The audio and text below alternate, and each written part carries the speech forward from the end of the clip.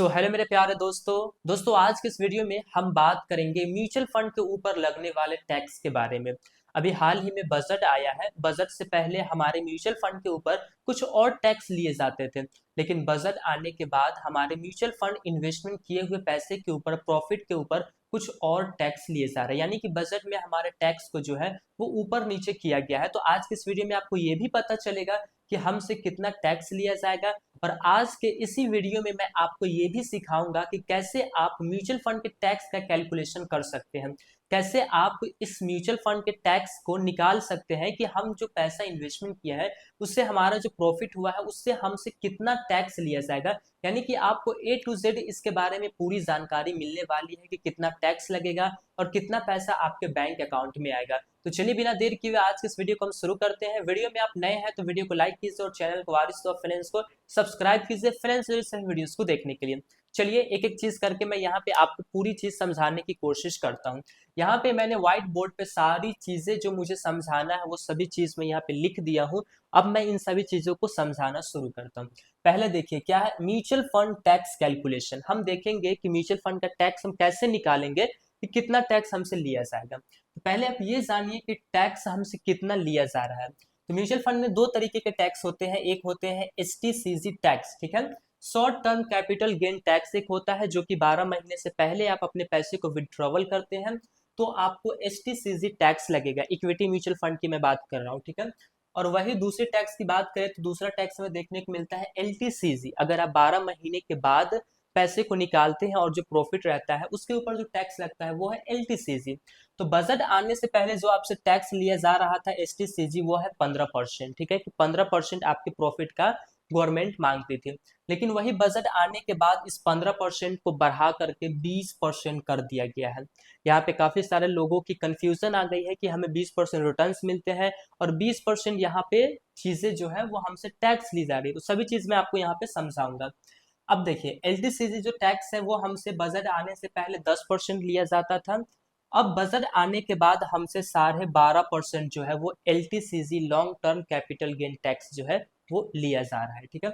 अब देखिए एलटीसीजी के अंदर में आपको कुछ छूट मिलती थी कि इतने पैसे के ऊपर, इतने प्रॉफिट के ऊपर हम आपसे टैक्स नहीं लेंगे। बजट आने से पहले 1 लाख रुपए के ऊपर जो आपका प्रॉफिट था उसके ऊपर कोई टैक्स नहीं लगता था।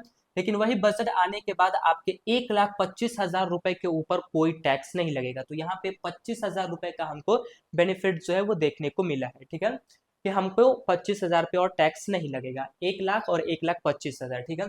चलिए अब हम देखते हैं कि हमारे पैसे को किस तरीके से टैक्स में काटा जाता है और म्यूचुअल फंड में किस तरीके से हमसे गवर्नमेंट टैक्स लेती है। तो इसके लिए पहले मैं आपको एक सिंपल सा यहाँ पे एग्जांपल मैं बताऊंगा कि पैसा हमने इन्वेस्टमेंट किया, बढ़ा कैसे कैसे बढ़ा वो आप समझिए, फिर टैक्स की हम बात करते हैं।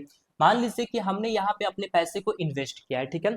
इन्वेस्टमेंट अमाउंट यानी कि हम जो अपना पैसा जो इन्वेस्ट किए म्यूचुअल फंड के पास, लमसम इन्वेस्टमेंट हमने किया है, मान के चलिए कि 10 लाख रुपए, एग्जाम्पल है ये।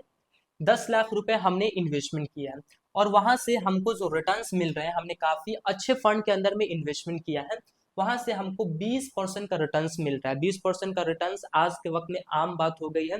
आप देखेंगे तो आपको 20, 22, 25, 30% तक का जो रिटर्न्स है वो मिल रहा है। 20% का रिटर्न्स हम एग्जाम्पल लेकर के चलते हैं। और आप अपने पैसे को ड्यूरेशन यानी कि 10 साल आप अपने पैसे को इन्वेस्टमेंट रहने देते हैं, वहां पे आपका पैसा जो है वो ग्रो कर रहा है, पैसा पैसे को कमा रहा है। अब 20% के हिसाब से 10 साल के बाद इस 10 लाख रुपए की जो फाइनल वैल्यू जो बनती है वो बन जाती है 61,91,000 रुपए, ठीक है। 61,91,000 रुपए आपकी टोटल वैल्यू बन जाती है, फाइनल वैल्यू, ठीक है। तो अब हम आपको इसके बारे में ये मैं बताऊंगा कि 61,91,000 रुपए में से आपको गवर्नमेंट को कितना टैक्स देना पड़ेगा। आपको देना नहीं पड़ता है, जब आप विड्रॉवल मारेंगे ना तो टैक्स जो है वो कट के ही आपके पास आता है। तो कितना पैसा कट के हमारे पास आएगा, तो इस अमाउंट को आप याद रखिए कितना है, 61,91,000 रुपए, ये हमारा टोटल अमाउंट है, ठीक है। इसमें हमारा ये 10 लाख रुपया भी शामिल है जो हमने 10 लाख रुपया इन्वेस्टमेंट किया है, ठीक है। टोटल पैसा हमारा इतना है। अब आप समझिए कि कैसे आप टैक्स को पता करेंगे कि कितना टैक्स हमसे लिया जा रहा है। देखिए फाइनल वैल्यू को आपको लिख लेना है कि हमारा फाइनल वैल्यू इतना है। हमने यहाँ पे 61,91,000 रुपए फाइनल वैल्यू को लिख लिया है। फाइनल वैल्यू ये हमारा हो गया। अब इसमें से ना हम फाइनल वैल्यू में से हम अपने इन्वेस्टमेंट अमाउंट को घटाएंगे।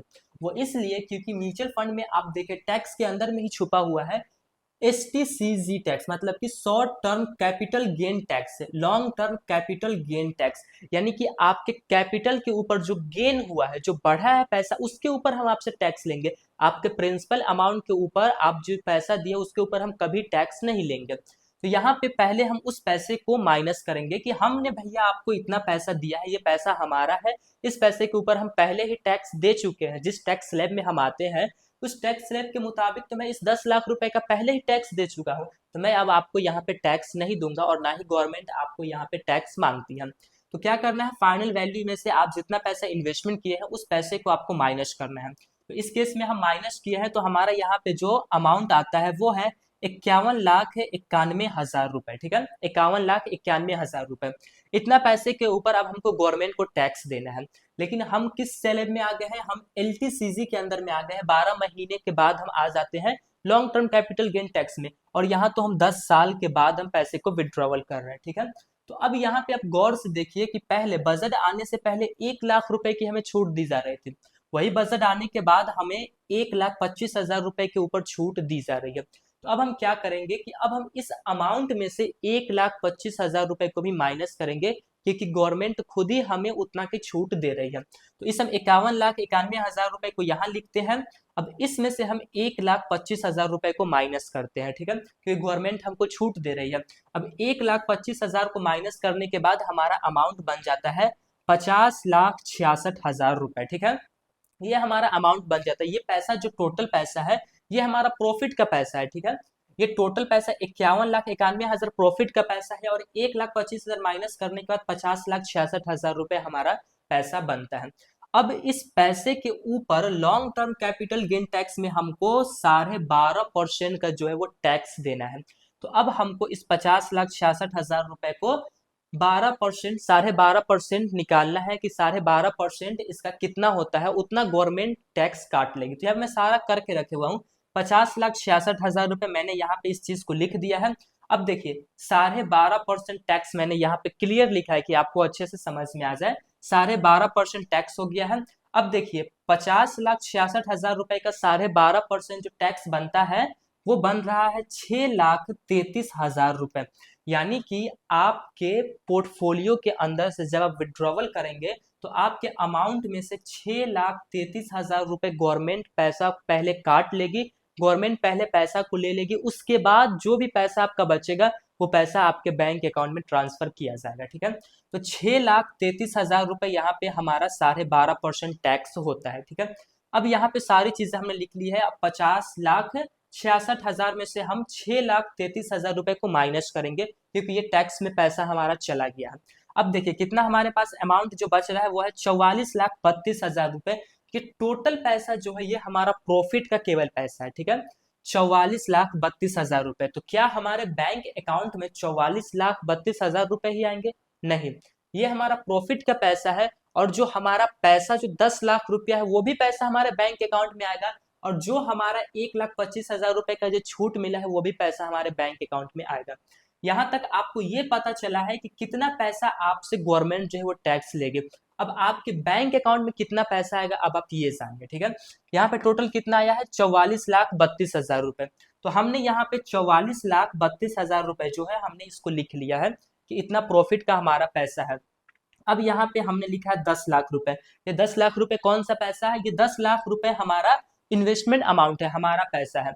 और यहाँ पे कितना हमने लिखा है 1,25,000 रुपए, जो कि हमें छूट मिला था। तो हमने केवल माइनस किया था इस चीज को हासिल करने के लिए, कितना कितना जा रहा है हमसे टैक्स उस चीज को जानने के लिए हमने माइनस किया था।